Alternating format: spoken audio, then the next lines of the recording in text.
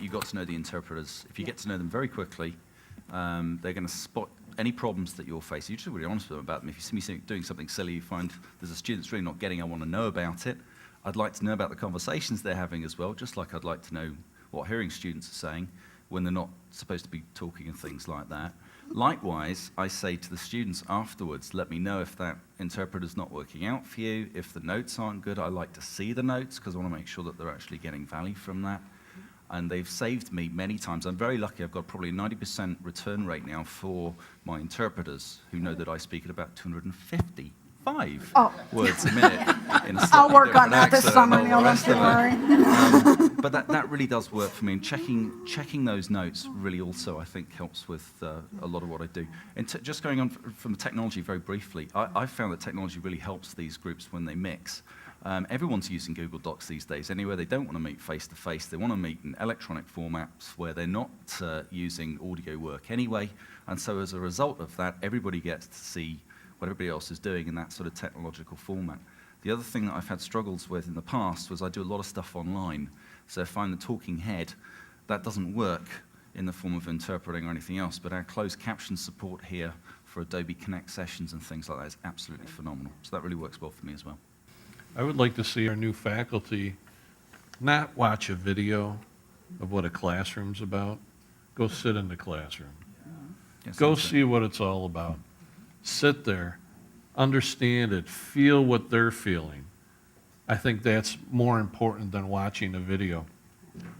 As far as the closed captioning goes, I use videos a lot. And there are some that are closed captioned, and that's cool. But the latest thing is that Google will go through and tries to do, they've got a beta translation on the bottom. And if your class is really uptight and you can't get them to come out of their shell, put that on. Yeah. It's Because terrible. they'll massacre whatever the topic is, and it's kind of funny. But I've tried that. Yeah. it's. I think our new faculty needs to be sitting into a classroom, and it doesn't necessarily have to be somebody that's very, very good or very experienced, I should say, at dealing with deaf and hard of hearing students, but any of them. Go see what it's about. That, I think, should happen before they step foot into a classroom with deaf and hard of hearing students. One of the best experiences I had in learning how to work with deaf and hard of hearing students was to have somebody come into my class. It was part of the Project Access Gary talked about earlier. A deaf student who was not in my class but came and observed, and she would sit down with me immediately afterwards and say, oh, this is what you did really well today. And she'd say, oh, and this is what you didn't do so well today. So it was instant feedback that I got that then I could try to apply the next session.